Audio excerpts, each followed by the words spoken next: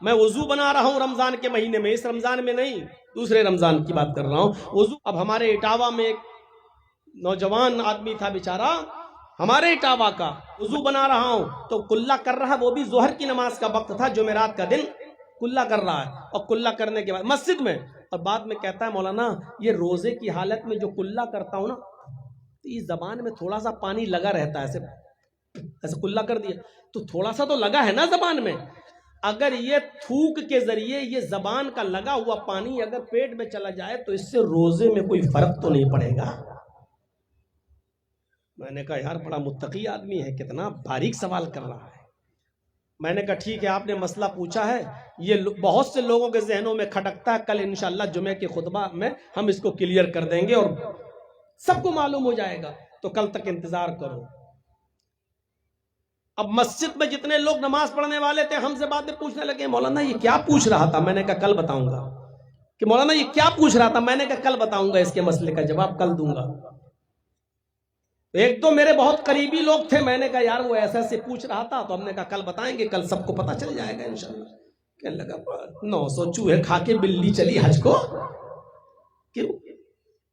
پتہ چلا کہ وہ اس کی بہنیں اس سے ناراض، اس کی بیٹی اس سے ناراض، اس کا باپ اس سے ناراض۔ پتہ لگایا تو باپ کو کوئی اور ریزن باپ نے بتایا کہ وہ انصاف کا تقاضا یہ تھا کہ میں اپنے دونوں بیٹوں کو برابر برابر دوں، لیکن اس نے کمینے نے اپنے بھائی کا حق مارا۔ بہن کی شکایت یہ تھی کہ یہ ہمیں بھی حق نہیں دے رہا ہے، بیٹی کی شکایت یہ تھی کہ یہ میرا بھی حق مارے بیٹھا ہوا ہے۔ اب دوسرے دن جب جمعہ تھا، خطبہ تھا، میں نے اسی خطبے میں 25 منٹ تک تو صحیح خطبہ دیا، اور 5 منٹ جب رہ گئے تو اسی میں نے ننگا کیا، اور میں نے کہا کہ لوگ مجھ سے مسئلہ پوچھتے ہیں کہ جرجی صاحب روزے کی حالت میں کلا کرتے وقت زبان کا لگا ہوا پانی تھوک کے ذریعے اگر اندر چلا جائے تو اس سے روزے پہ کوئی فرق تو نہیں پڑتا؟ یہ مسئلے وہ پوچھتے ہیں کہ جن کا باپ ان سے راضی نہیں ہے، جس کی ماں راضی نہیں ہے، اور جس کی بہنوں کا حق مارے کھایا ہوا ہے، جو اپنی بیٹی کو حق دینے کا انکار کرتا ہے اور نہیں دیتا ہے، جس کی بیٹی ناراض، بہنیں ناراض، جن سب کے حق مار چکا، اور وہ سوال کر رہا ہے کہ مولانا صاحب حلق کے ذریعے پانی اندر چلا جائے تو کوئی روزے میں نقصان تو نہیں ہے؟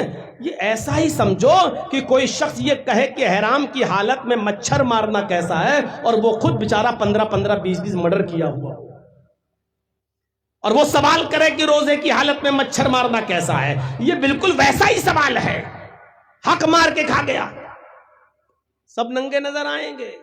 شادیاں تو بڑے شوق سے کر دیتے ہو، 15 سال کا عرصہ ہو گیا، مجھے بتائیے کتنی چینجنگ آئی 15 سال میں؟ جہیز بند ہوا؟ گاڑیاں بند ہوئیں؟ نہیں۔ تو آپ 15 سال پہلے جہاں کھڑے تھے آج بھی آپ وہیں کھڑے ہوئے ہو، جہاں 15 سال پہلے تھے آج بھی وہیں آپ ہیں۔ اور ان سے پوچھو کہ جو اپنی بیٹیوں کو گاڑیاں دے دیتے ہیں، کیا وہ زمین و جائیداد میں اپنی بیٹیوں کو حق دیتے ہیں یا نہیں دیتے؟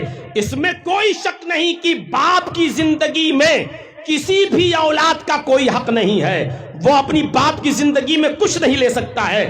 وراثت باپ کے مرنے کے بعد تقسیم ہوگی، لیکن جتنی ہونی چاہیے، بیٹے کا کتنا حق، بیٹی کا کتنا حق، کیا اس کو ملتا ہے؟ کیا کوئی باپ مرنے سے پہلے یہ وصیت کرتا ہے کہ قرآن و حدیث کے مطابق میرے اولاد کو قرآن و حدیث کے مطابق حصے دیے جائیں، اور میری بیٹیوں کو بھی قرآن و حدیث کے مطابق، میری بہن کو بھی قرآن حدیث کے مطابق، میری ماں کو بھی قرآن حدیث کے مطابق اس کا حق دیا جائے؟ کیا کوئی وصیت کر کے جاتا ہے؟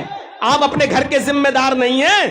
الامام العادل، عدل و انصاف کرنے والا شخص قیامت کے دن سب سے عرش کے سائے میں ہوگا۔